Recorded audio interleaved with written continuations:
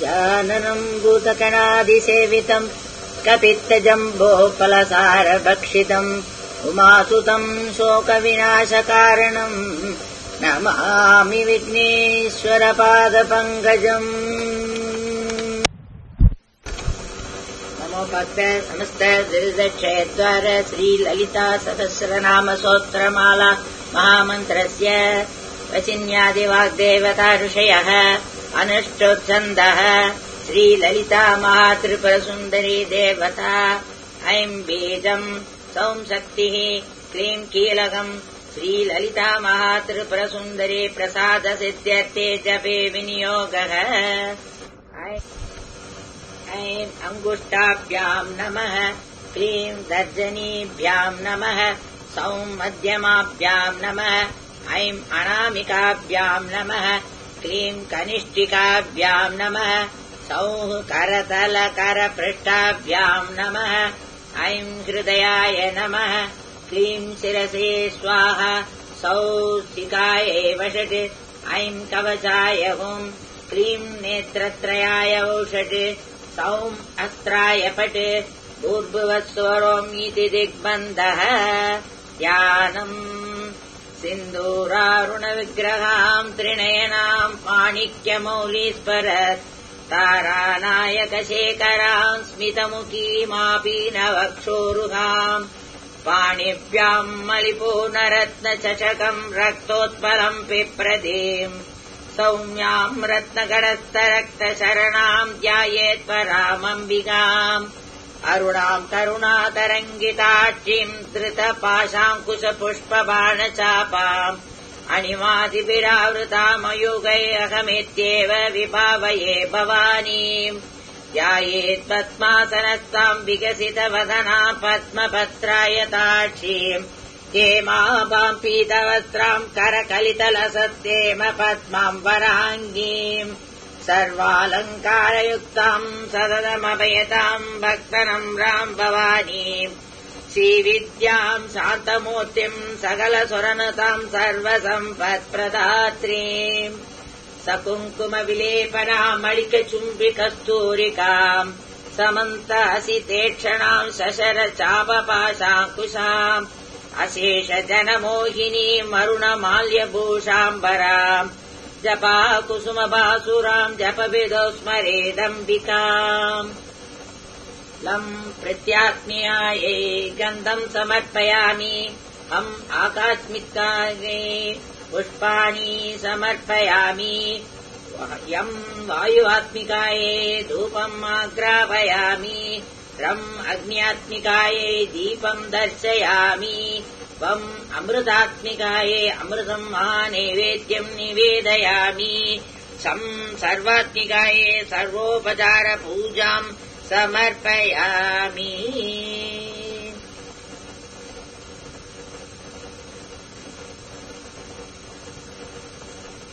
ॐ ऐं ह्रीं श्रीं ॐ श्रीमात्रे नमः ॐ श्रीमहाराज्ञे नमः ॐ श्रीमत्सिंहासनेश्वर्यै नमः ॐ चिदग्निकुण्डसम्भूतायै नमः ॐ देवकार्यसमुद्यतायै नमः ॐ उद्यद्भानुसहस्रावायै नमः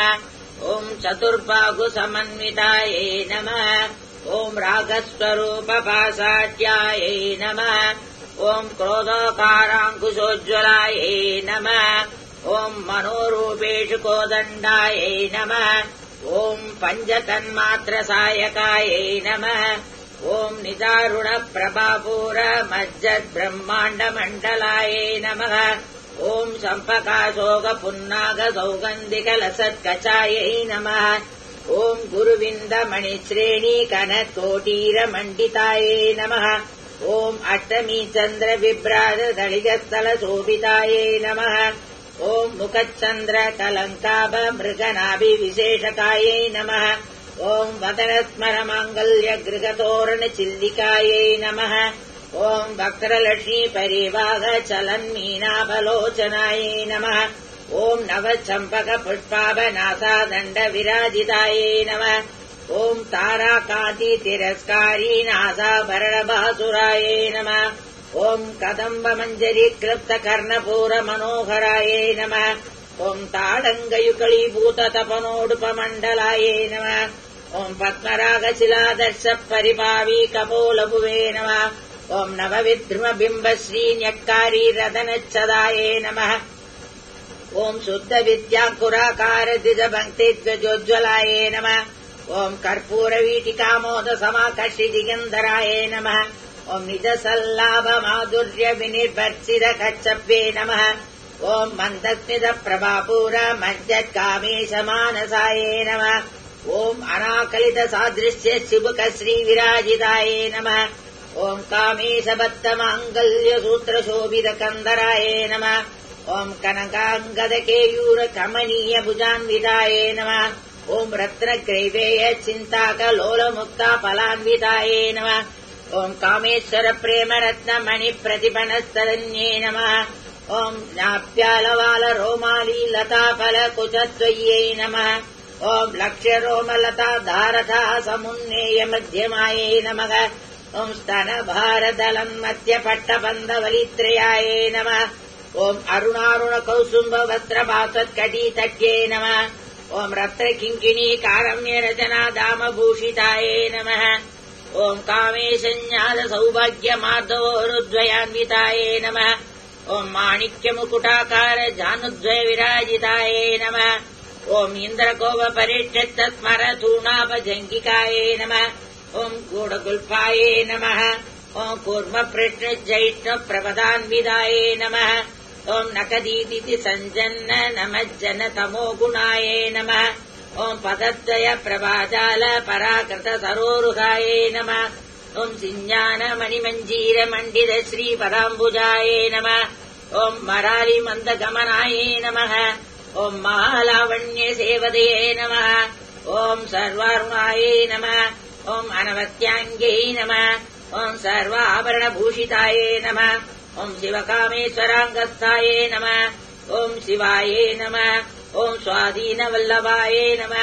ॐ सुमेरुमध्यशृङ्गस्थायै नमः ॐ श्रीमन्नगरनायिकायै नमः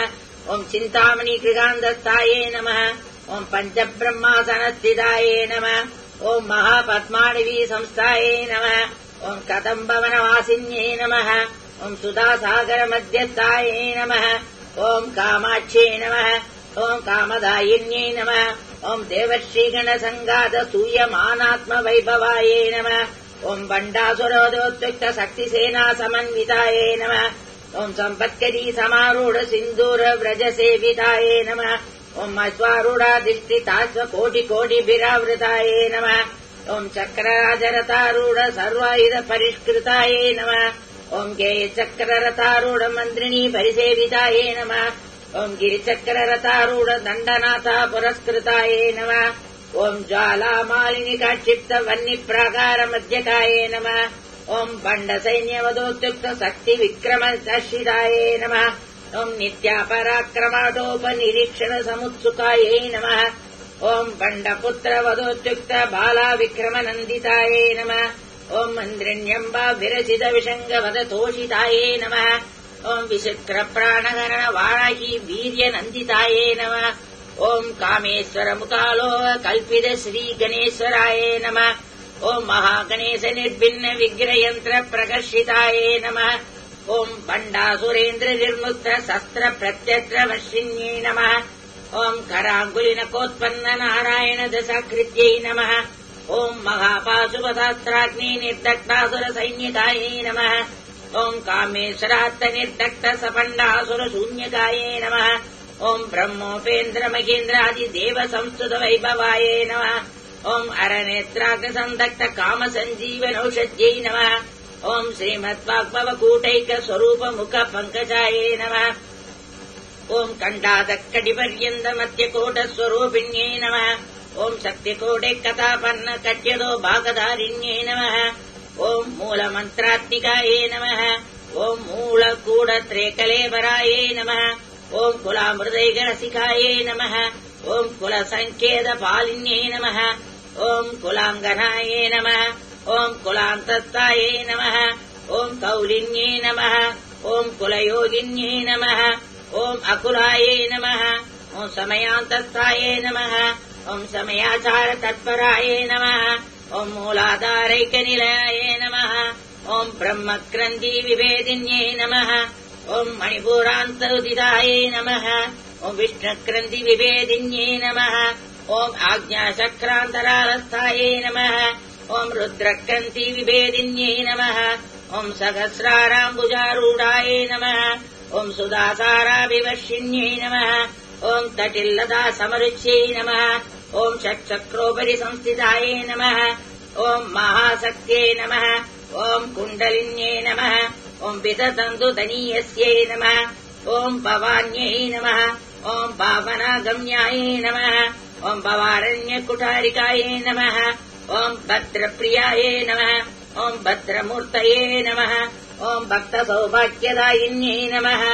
ॐ भक्तिप्रियायै नमः ॐ भक्तिगम्यायै नमः ॐ भक्तिवत्स्यायै नमः ॐ भयापहायै नमः ॐ साम्भव्यै नमः ॐ शारदाराध्यायै नमः ॐ सर्वाण्यै नमः ॐ सर्वदायिन्यै नमः ॐ साङ्कर्यै नमः ॐ श्रीकर्यै नमः ॐ साध्यै नमः ॐ शरच्चन्द्रनिवारणायै नमः ॐ सातोदर्यै नमः ॐ शान्तिमत्यै नमः ॐ निराधारायै नमः ॐ निरञ्जनायै नमः ॐ निर्लेपायै नमः ॐ निर्मलायै नमः ॐ नित्यायै नमः ॐ निराकारायै नमः ॐ निराकुलायै नमः ॐ निर्गुणायै नमः ॐ निष्कलायै नमः ॐ शान्तायै नमः ॐ निष्कामायै नमः ॐ निर्वप्लवायै नमः ॐ नित्यमुक्तायै नमः ॐ निर्विकारायै नमः ॐ निष्प्रपञ्चायै नमः ॐ निराश्रयायै नमः ॐ नित्यशुद्धायै नमः ॐ नित्यबुद्धायै नमः ॐ निरवत्यायै नमः ॐ निरन्तरायै नमः ॐ निष्कारणायै नमः ॐ निष्कलङ्कायै नमः ॐ निरूपादये नमः ॐ निरीश्वरायै नमः ॐ निरागायै नमः ॐ राकमतन्यै नमः ॐ निर्मदायै नमः ॐ मदनासिन्यै नमः ॐ निश्चिन्तायै नमः ॐ निरहङ्कारायै नमः ॐ निर्मोहायै नमः ॐ मोहनाशिन्यै नमः ॐ निर्ममायै नमः ॐ ममताहन्दर्यै नमः ॐ निष्पापायै नमः ॐ पापनाशिन्यै नमः ॐ निष्क्रोधायै नमः ॐ क्रोधसमन्यै नमः ॐ निर्लोभायै नमः ॐ लोभनाशिन्यै नमः ॐ निःसंशयायै नमः ॐ संशयज्ञै नमः ॐ निर्भवायै नमः ॐ भवनाशिन्यै नमः ॐ निर्विकल्पायै नमः ॐ निराबाधायै नमः ॐ निर्भेदायै नमः ॐ वेदनाशिन्यै नमः ॐ निर्नाशायै नमः ॐ मृत्युमतन्यै नमः ॐ निष्क्रियायै नमः ॐ निष्परिग्रहायै नमः ॐ निस्थूलायै नमः ॐ नीलचिकुरायै नमः ॐ निरपायायै नमः ॐ निरत्ययायै नमः ॐ दुर्लभायै नमः ॐ दुर्गमायै नमः ॐ दुर्गायै नमः ॐ दुःखहन्त्रे नमः ॐ सुखप्रदायै नमः ॐ दुष्टदूरायै नमः ॐ दुराचारसमन्यै नमः ॐ दोषवर्जितायै नमः ॐ सर्वज्ञायै नमः ॐ सान्द्रकरुणायै नमः ॐ समानाधिकवर्जितायै नमः ॐ सर्वशक्तिमय्यै नमः ॐ सर्वमङ्गलायै नमः ॐ सद्गतिप्रदायै नमः ॐ सर्वेश्वर्यै नमः ॐ सर्वमय्यै नमः ॐ सर्वमन्त्रस्वरूपिण्यै नमः ॐ सर्वयन्त्रात्मिकायै नमः ॐ सर्वतन्त्ररूपायै नमः ॐ मनोन्मन्यै नमः ॐ माहेश्वर्यै नमः ॐ महादेव्यै नमः ॐ महालक्ष्म्यै नमः ॐ मृडप्रियायै नमः ॐ महारूपायै नमः ॐ महापूज्यायै नमः ॐ महापातकनाशिन्यै नमः ॐ महामायायै नमः ॐ महासत्त्वायै नमः ॐ महासत्यै नमः ॐ महारत्यै नमः ॐ महाभोगायै नमः ॐ मगैश्वर्यायै नमः ॐ महावीर्यायै नमः ॐ महाबलायै नमः ॐ महाबुद्ध्यै नमः ॐ महासिद्ध्यै नमः ॐ महायोगेश्वरेश्वर्यै नमः ॐ महातन्त्रायै नमः ॐ महामन्त्रायै नमः ॐ महायन्त्रायै नमः ॐ महासनायै नमः ॐ महायाः क्रमाराध्यायै नमः ॐ महाभैरवपूजितायै नमः ॐ महेश्वर महाकल्प महाताण्डव साक्षिण्यै नमः ॐ महाकामेशमहिष्ये नमः ॐ महात्रिपुरसुन्दर्यै नमः ॐ सदुष्टुभसाराट्यायै नमः ॐ सदुष्टकलामय्यै नमः ॐ महाचतुष्टि कोटियोगिनी गणसेवितायै नमः ॐ मनुविद्यायै नमः ॐ चन्द्रविद्यायै नमः ॐ चन्द्रमण्डलमध्यकायै नमः ॐ चारुरूपायै नमः ॐ चारुहासायै नमः ॐ चारुचन्द्रकलाधरायै नमः ॐ चराचर जगन्नाथायै नमः ॐ चक्रराजनिकेतनायै नमः ॐ पार्वत्यै नमः ॐ पद्मनयनायै नमः ॐ पद्मरागसमप्रभायै नमः ॐ पञ्चप्रेतासनासीनायै नमः ॐ पञ्चब्रह्मस्वरूपिण्यै नमः ॐ चिन्मय्यै नमः ॐ परमानन्दायै नमः ॐ विज्ञानगणरूपिण्यै नमः ॐ ध्यानध्यातृध्येयरूपायै नमः ॐ धर्मविवर्जितायै नमः ॐ विश्वरूपायै नमः ॐ जागरिण्यै नमः ॐ स्वपन्त्यै नमः ॐ तैजसात्मिकायै नमः ॐ सुप्तायै नमः ॐ प्राच्यात्मिकायै नमः ॐ तुर्यायै नमः ॐ सर्वावस्थाविवर्जितायै नमः ॐ सृष्टिकर्त्रे नमः ॐ ब्रह्मरूपायै नमः ॐ गोप्त्रे नमः ॐ गोविन्दरूपिण्यै नमः ॐ संहारिण्यै नमः ॐ रुद्ररूपायै नमः ॐ तिरोधानकर्यै नमः ॐ ईश्वर्यै नमः ॐ सदाशिवायै नमः ॐ अनुग्रहदायै नमः ॐ पञ्चकृत्यपरायणायै नमः ॐ भानुमण्डलमध्यस्थायै नमः ॐ भैरव्यै नमः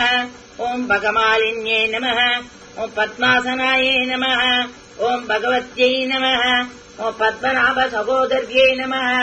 ॐ उन्मेषन्विषोत्पन्नविपन्नभुवनावल्यै नमः ॐ सहस्रशीर्षवदनायै नमः ॐ सहस्राक्षै नमः ॐ सहस्रपदे नमः ॐ अब्रह्मकीटजनन्यै नमः ॐ वर्णाश्रमविदायिन्यै नमः ॐ निजज्ञारूपनिगमायै नमः पुण्यफलप्रदायै नमः ॐ श्रीमन्दसिन्दूरीकृतपादाब्जधूलिकायै नमः ॐ सकलागमसन्दोह शुक्तिसम्पूर्णमौक्तिकायै नमः ॐ पुरुषार्थप्रदायै नमः ॐ पूर्णायै नमः ॐ भोगिन्यै नमः ॐ भुवनेश्वर्यै नमः ॐ अम्बिकायै नमः ॐ अनादिनिधनायै नमः ॐ हरिब्रह्मेन्द्रसेवितायै नमः ॐ नारायण्यै नमः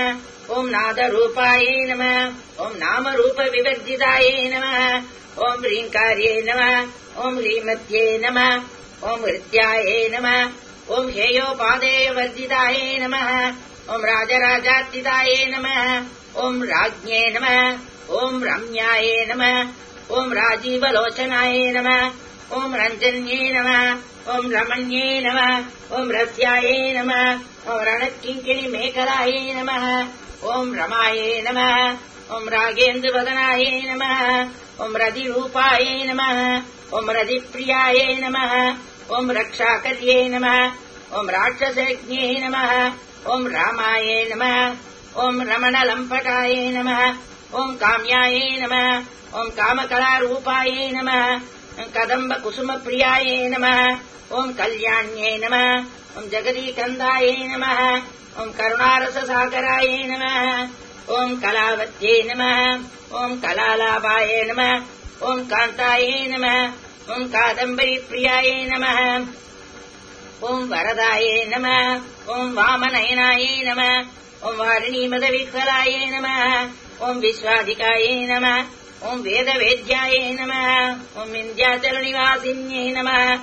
ॐ विदात्रे नमः ॐ वेदजनन्ये नमः ॐ विष्णुमायायै नमः ॐ विलासिन्यै नमः ॐ क्षेत्रस्वरूपायै नमः ॐ क्षेत्रेश्यै नमः ॐ क्षेत्रक्षेत्रज्ञपालिन्यै नमः ॐ क्षयवृत्तिविनिर्मुक्तायै नमः ॐ क्षेत्रपालसमर्जितायै नमः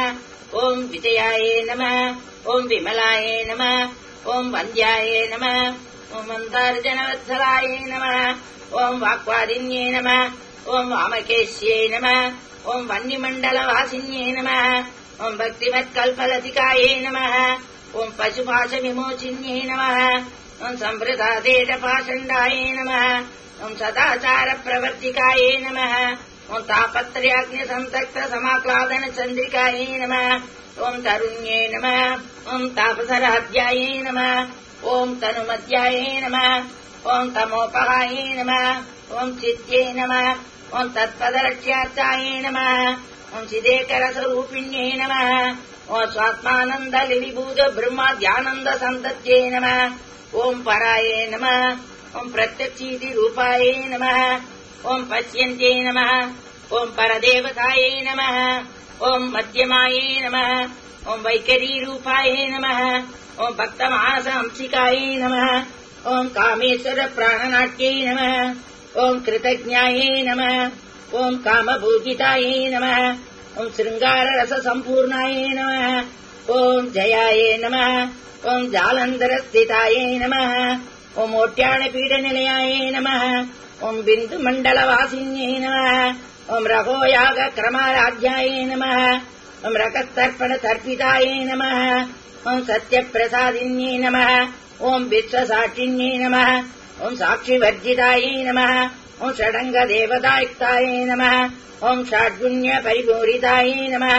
ॐ नित्यक्लिन्नायै नमः ॐ निरुपमायै नमः ॐ निर्वाणसुखदायिन्यै नमः ॐ नित्याषोडशिकारूपायै नमः ॐ श्रीगण्डात्तशरीरिण्यै नमः ॐ प्रभावत्यै नमः ॐ प्रभारूपायै नमः ॐ प्रसिद्धायै नमः ॐ परमेश्वर्यै नमः ॐ मूलप्रकृत्यै नमः ॐ अव्यक्तायै नमः ॐ व्यक्ताव्यक्तस्वरूपिण्यै नमः ॐ व्यापिन्यै नमः ॐ बीजाकारायै नमः ॐ विद्याविद्यास्वरूपिण्यै नमः महाकामेशनयन कुमुदाक्लादकौमुद्यै नमः ॐ भक्तघाततमोभेद भानुमद्भानुसन्दत्यै नमः ॐ शिवदूत्यै नमः ॐ शिवाराध्यायै नमः ॐ शिवमूर्त्यै नमः ॐ शिवङ्कर्यै नमः ॐ शिवप्रियायै नमः ॐ शिवपरायै नमः ॐ शिष्टेशायै नमः ॐ शिष्टपूजितायै नमः ॐ अप्रमेयायै नमः ॐ सत्प्रकाशायै नमः ॐ मनोवाचामगोचरायै नमः ॐ चित्शक्त्यै नमः ॐ चेतनारूपायै नमः ॐ जडशक्त्यै नमः ॐ जडात्मिकायै नमः ॐ गायत्र्यै नमः ॐ व्याहृत्यै नमः ॐ सन्ध्यायै नमः ॐ द्विजबृन्दनिषेवितायै नमः ॐ तत्त्वासनायै नमः ॐ तस्मै नमः ॐ तुभ्यम् नमः ॐ अय्यै नमः ॐ पञ्चकोशान्तरस्थितायै नमः ॐ निश्चीममहिम्ने नमः ॐ नित्ययौवनायै नमः ॐ मदशालिन्यै नमः ॐ मदगूर्निधरत्ताक्षै नमः ॐ मतपाटलकण्ठभुवे नमः ॐ चन्दनत्रदिक्ताङ्ग्यै नमः ॐ चाम्पेयकुसुमप्रियायै नमः ॐ कुशलायै नमः ॐ कोमलकारायै नमः ॐ कुरुकुल्लायै नमः ॐ कुलेश्वर्यै नमः ॐ कुलकुण्डालयायै नमः ॐ कौलमार्गतत्परसेवितायै नमः ॐ कुमारकणनादाम्बायै नमः ॐ तुष्ट्यै नमः ॐ पुष्ट्यै नमः ॐ मत्यै नमः ॐ धृत्यै नमः ॐ शान्त्यै नमः ॐ स्वस्तिमत्यै नमः ॐ कान्त्यै नमः ॐ नन्दिन्यै नमः ॐ विघ्ननाशिन्यै नमः ॐ तेजोवत्यै नमः ॐ त्रिनयनायै नमः ॐ लोलाक्षी कामरूपिण्यै नमः ॐ मालिन्यै नमः ॐ अंसिन्यै नमः ॐ मात्रे नमः ॐ मलयाचलवासिन्यै नमः ॐ सुमुख्यै नमः ॐ नलिन्यै नमः ॐ सुभ्रुवे नमः ॐ शोभनायै नमः ॐ सुरनायिकायै नमः ॐ कालकण्ठ्यै नमः ॐ कान्तिमत्यै नमः ॐ शोभिन्यै नमः ॐ सूक्ष्मरूपिण्यै नमः ॐ वज्रेश्वर्यै नमः ॐ वामदेव्यै नमः ॐ वयोवस्था विवर्जितायै नमः ॐ सिद्धेश्वर्यै नमः ॐ सिद्धविद्यायै नमः ॐ सिद्धमात्रे नमः ॐ यशस्विन्यै नमः ॐ विशुद्धिचक्रनिलयायै नमः ॐ आरक्तवर्णायै नमः ॐ त्रिलोचनायै नमः ॐ कट्वाङ्गादिप्रकरणायै नमः वदनैकसमन्वितायै नमः ॐ पायसान्नप्रियायै नमः ॐ तुष्टायै नमः ॐ पशुलोकभयङ्कर्यै नमः ॐ अमृताधिकमहाशक्तिसंवृतायै नमः ॐ दागिनीश्वर्यै नमः ॐ अनाथचाप्तनिलयायै नमः ॐ श्यामापायै नमः ॐ वदनत्वयायै नमः ॐ तन्तोज्ज्वलायै नमः ॐ अक्षमालादिधरायै नमः ॐ रुजरसंस्थितायै नमः ॐ कालरात्र्यादिसत्ययोगवृतायै नमः ॐ स्निग्धोदनप्रियायै नमः ॐ महावीरेन्द्रवरदायै नमः ॐ रागिण्यम्बास्वरूपिण्यै नमः ॐ मणिपूराद्यनिलयायै नमः ॐ वदनत्रयसंयुतायै नमः वज्रादिकायुधोभेदायै नमः ॐ डामर्यादिविरावृतायै नमः ॐ रक्तवर्णायै नमः ॐ मांसनिष्ठायै नमः ॐ गुडान्नप्रीतमानसायै नमः ॐ समस्तभक्तसुखदायै नमः ॐ लागिन्यम्बास्वरूपिण्यै नमः ॐ स्वादिष्ठानाम्बुजगतायै नमः ॐ चतुर्वक्त्रमनोहरायै नमः ॐ शूलात्यायुधसम्पन्नायै नमः ॐ पीतवर्णायै नमः ॐ अतिगर्वितायै नमः ॐ मेधोनिष्ठायै नमः ॐ मधुप्रीतायै नमः ॐ बन्दिन्यादिसमन्वितायै नमः ॐ दद्यन्नासक्तहृदयायै नमः ॐ काकिनीरूपधारिण्यै नमः ॐ मूलाधाराम्बुजारूढायै नमः ॐ पञ्चवक्त्रायै नमः ॐ अग्निसंस्थितायै नमः ॐ अङ्कुशादिप्रकरणायै नमः ॐ वरदादिनिषेवितायै नमः ॐ मुग्धोदनासक्तचित्तायै नमः ॐ सागिन्यम्बास्वरूपिण्यै नमः ॐ आज्ञाचक्राब्जनिलयायै नमः ॐ शुक्लवर्णायै नमः ॐ षडाननायै नमः ॐ मज्जासंस्थायै नमः ॐ हंसवदीमुख्यशक्तिसमन्वितायै नमः ॐ मरिद्रान्नैकरसिकायै नमः ॐ हाकिनीरूपधारिण्यै नमः ॐ सहस्रदलपद्मस्थायै नमः ॐ सर्ववर्णोपशोभितायै नमः ॐ सर्वायुधधरायै नमः ॐ शुक्लसंस्थितायै नमः ॐ सर्वतोमुख्यै नमः ॐ सर्वोदनप्रीतचित्तायै नमः ॐ यागिन्यम्बास्वरूपिण्यै नमः ॐ स्वाहा नमः ॐ सदायै नमः ॐ अमत्यै नमः ॐ मेधायै नमः ॐ श्रुत्यै नमः ॐ स्मृत्यै नमः ॐ अनुत्तमायै नमः ॐ पुण्यकीर्त्यै नमः ॐ पुण्यलभ्यायै नमः ॐ पुण्यश्रवणकीर्तनायै नमः ॐ पुलोमजार्चितायै नमः ॐ बन्धमोचन्यै नमः ॐ बर्बरालकायै नमः ॐ विमर्शरूपिण्यै नमः ॐ विद्यायै नमः ॐ वियदादिजगत्प्रसूये नमः ॐ सर्वव्याधिप्रशमन्यै नमः ॐ सर्वमृत्युनिवारिण्यै नमः ॐ अग्रगण्यायै नमः ॐ अचिन्त्यरूपायै नमः ॐ कलिकल्मषनाशिन्यै नमः ॐ कात्यायन्यै नमः ॐ कालहन्त्र्यै नमः ॐ कमलाक्षनिषेवितायै नमः ॐ ताम्बूलपूरितमुख्यै नमः ॐ दाडिमीकुसुमप्रभायै नमः ॐ मृगाक्ष्यै नमः ॐ मोहिन्यै नमः ॐ मुख्यायै नमः ॐ मृडान्यै नमः ॐ मित्ररूपिण्यै नमः ॐ नित्यतृप्तायै नमः ॐ भक्तनितये नमः ॐ नियन्त्र्यै नमः ॐ निखिलेश्वर्यै नमः ॐ मैत्र्यादिवासनालभ्यायै नमः ॐ महाप्रलयसाक्षिण्यै नमः ॐ परस्मै शक्त्यै नमः ॐ परायै निष्ठायै नमः ॐ प्रज्ञानगणरूपिण्यै नमः ॐ माध्वीपानालसायै नमः ॐ मत्तायै नमः ॐ मातृकावर्णरूपिण्यै नमः ॐ महाकैलासनिलयायै नमः ॐ मृडालमृदुदोर्लतायै नमः ॐ मकनीयायै नमः ॐ दयामूर्त्यै नमः ॐ महासाम्राज्यशालिन्यै नमः ॐ आत्मविद्यायै नमः ॐ महाविद्यायै नमः ॐ श्रीविद्यायै नमः ॐ कामसेवितायै नमः ॐ श्रीषोडशाक्षरी विद्यायै नमः ॐ त्रिकूटायै नमः ॐ कामकोटिकायै नमः कटाक्षकिङ्करीभूतकमलाकोटिसेवितायै नमः ॐ शिरस्थितायै नमः ॐ चन्द्रनिभायै नमः ॐ बालस्तायै नमः ॐ इन्द्रधनुप्रभायै नमः ॐ हृदयस्तायै नमः ॐ रविप्रख्यायै नमः ॐ त्रिकोणान्तरदीपिकायै नमः ॐ दाक्षायण्यै नमः ॐ दैत्यहन्त्र्यै नमः ॐ दक्षयज्ञविनाशिन्यै नमः ॐ दरान्दोलितदीर्घाक्षै नमः ॐ तरहासोज्ज्वलन्मुख्यै नमः ॐ गुरुमूर्तये नमः ॐ गुणनिधये नमः ॐ गोमात्रे नमः ॐ गुहजन्मभुवे नमः ॐ देवेशे नमः ॐ दण्डनिधिताये नमः ॐ दगाराकाशरूपिण्यै नमः ॐ प्रतिपन्मुख्यराकान्ततिथिमण्डलपूजितायै नमः ॐ कलात्मिकायै नमः ॐ कलानाथायै नमः ॐ काव्यालापविमोदिन्यै नमः ॐ ससामररमावाणी सव्यदक्षिणसेवितायै नमः ॐ आदिशक्त्यै नमः ॐ अमेयायै नमः ॐ आत्मने नमः ॐ परमायै नमः ॐ पावनाकृते नमः ॐ अनेककोटिब्रह्माण्डजनन्यै नमः ॐ दिव्यविग्रहाय नमः ॐ क्लीङ्कार्यै नमः ॐ केवलायै नमः ॐ गुह्यायै नमः ॐ कैवल्यपददायिन्यै नमः ॐ त्रिपुरायै नमः ॐ त्रिजग्वन्द्यायै नमः ॐ त्रिमूर्तये नमः ॐ त्रिजेश्वर्यै नमः ॐ त्र्यक्षर्यै नमः ॐ दिव्यगन्धाढ्यायै नमः ॐ सिन्दूरतिलकाञ्जितायै नमः ॐ उमायै नमः ॐ शैलेन्द्रतनयायै नमः ॐ गौर्यै नमः ॐ गन्धर्वसेवितायै नमः ॐ विश्वगर्भायै नमः ॐ स्वर्णगर्भायै नमः ॐ अवरता